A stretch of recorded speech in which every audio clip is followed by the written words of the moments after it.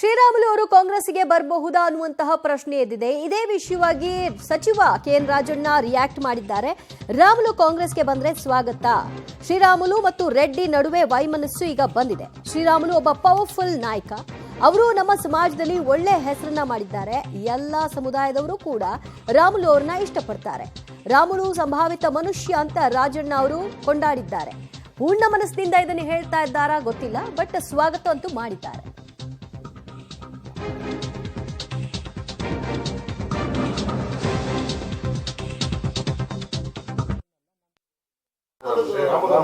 ರಾಮುಲುದು ಈಗ ನಾನು ಮಾಧ್ಯಮದ ಮೂಲಕ ನೋಡಿದೆ. ರಾಮುಲು ಅವರು ಜನಾರ್ದನ್ ರೆಡ್ಡಿ ಅವ್ರಿಗೂ ಕೂಡ ಮನಸ್ತಾಪ ಬಂದಿರತಕ್ಕಂಥದ್ದು.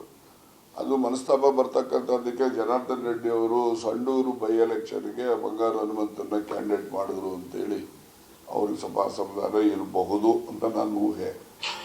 ಇದು ಬೇರೆ ಬೇರೆ ಅವರವ್ರನ್ನೆಲ್ಲ ಜಂಟಿ ಬಿಸ್ನೆಸ್ಗಳು ಅವು ಇವು ಎಲ್ಲ ಇದಾವೆ, ಅದೆಲ್ಲಾರು ಬಂದಿರ್ಬೋದು, ಅಥವಾ ಈ ರಾಜಕೀಯದಲ್ಲಿ ಇದ್ರಲ್ಲಾರು ಬಂದಿರಬಹುದು. ಆದರೆ ಒಂದು ಏನಂದ್ರೆ, Ramulu is also A powerful leader of our community. ಅವರು ನಮ್ಮ ಸಮಾಜದಲ್ಲಿ ಒಂದು ಒಳ್ಳೆಯ ಹೆಸರನ್ನ ಗಳಿಸಿದಂಥವ್ರು.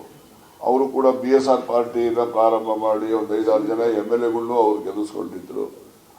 ಅದರಿಂದ ಅವರು ಕೂಡ ಒಬ್ಬ ಪ್ರಭಾವಿ ನಾಯಕ, not only for ST community. ಅವರು ಎಲ್ಲ ಸಮುದಾಯದವರು ಕೂಡ ಅವರನ್ನ ವಿಶ್ವಾಸದಿಂದ ಕಾಣ್ತಾ ಇದ್ದದಂಥದ್ದು ನಾನು ನೋಡಿದ್ದೀನಿ.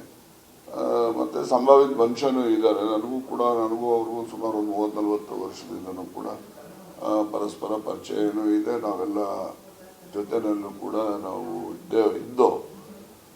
ಈಗ ಅವ್ರೇನಾದ್ರು BJP ಪಾರ್ಟಿನಲ್ಲಿ ಅವ್ರಿಗೇನಾದ್ರು ಅಸಮಾಧಾನ ಆಗಿ ಅವ್ರೇನಾದ್ರು ಹೊರ ಬಂದರೆ ಕಾಂಗ್ರೆಸ್ಗೆ ನಾನು ಅವರನ್ನ ಸ್ವಾಗತ ಮಾಡ್ತೇನೆ.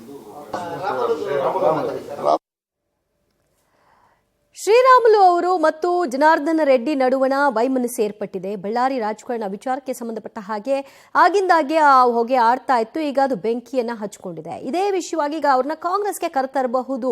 ಅದಕ್ಕೆ DK ಶಿವಕುಮಾರ್ ಪ್ರಯತ್ನಿಸ್ತಾ ಇದ್ದಾರೆ. ಈ ಮೂಲಕ ರಾಜಣ್ಣ ಮತ್ತು ಸತೀಶ್ ಜಾರಕಿಹೊಳಿ ಅವರನ್ನ ಮಟ್ಟ ಹಾಕಬೇಕು ಅನ್ನೋದು DKಶಿ ಪ್ಲಾನ್ ಅನ್ನುವಂತಹ ಒಂದು ಆರೋಪ ಖುದ್ದು ರೆಡ್ಡಿ ಅವರೇ ಮಾಡಿದ್ದಾರೆ. ಇದೇ ವಿಷಯವಾಗಿ ಸಚಿವ ರಾಜಣ್ಣ ಅವರು ರಿಯಾಕ್ಟ್ ಮಾಡಿ ಅವ್ರು ಬಂದ್ರೆ ಸ್ವಾಗತ ಅಂತ ಹೇಳಿದ್ದಾರೆ.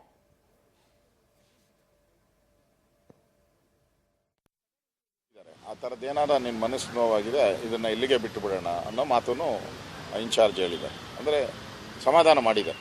ಇಲ್ಲಿಗೆ ಇದನ್ನು ಬಿಟ್ಟು ಬಿಡೋಣ, ಏನಾರ ನಿಂಗೆ ತಪ್ಪು ಅನಿಸಿದ್ರೆ ಅದನ್ನು ಇಲ್ಲಿಗೆ ಡ್ರಾಪ್ ಮಾಡೋಣ ಅಂತಲೂ ಹೇಳಿದ್ದಾರೆ. ಇಲ್ಲ, ಆ ಥರದ್ದೇನೂ ಇಲ್ಲ. ರಾಮುಲು ಜೊತೆ ನಾನು ಟಚಲ್ಲಿದ್ದೀನಿ. ಇಲ್ಲೇ ಈಗಲೇ ಅಲ್ಲಿ ಗೊಂದಲ ಆಗಿದೆಯಲ್ಲ, ಇನ್ಯಾಕೆ ರಾಮುಲು ಅಲ್ಲಿ ಹೋಗ್ತಾರೆ? ಇಲ್ಲಿ ಕೋರ್ ಕಮಿಟಿ ಸದಸ್ಯರಿದ್ದಾರೆ. ಅವರು ಅಲ್ಲೋಗಿ ಆರ್ಡಿನರಿ ಮೆಂಬರ್ ಆಗೋಕ್ಕೆ ಯಾರು ಹೋಗ್ತಾರೆ?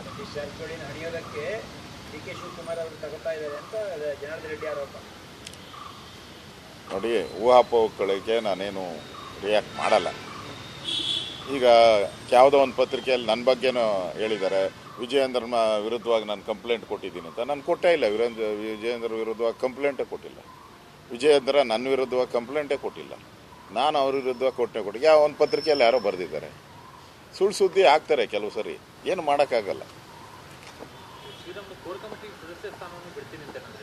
ಇಲ್ಲ, ನೆನ್ನೆನೇ ಅವ್ರ ಸಮಾಧಾನ. ಯಾಕಂದರೆ ಇನ್ಚಾರ್ಜ್ ಅವರು ಹೇಳಿದ್ದಾರೆ, ನಿನ್ಗೇನ ನೋವಾಗಿದ್ರೆ ಇದನ್ನ ಇಲ್ಲೇ ಡ್ರಾಪ್ ಮಾಡೋಣ ಅಂತ ಹೇಳಿದ್ದಾರೆ.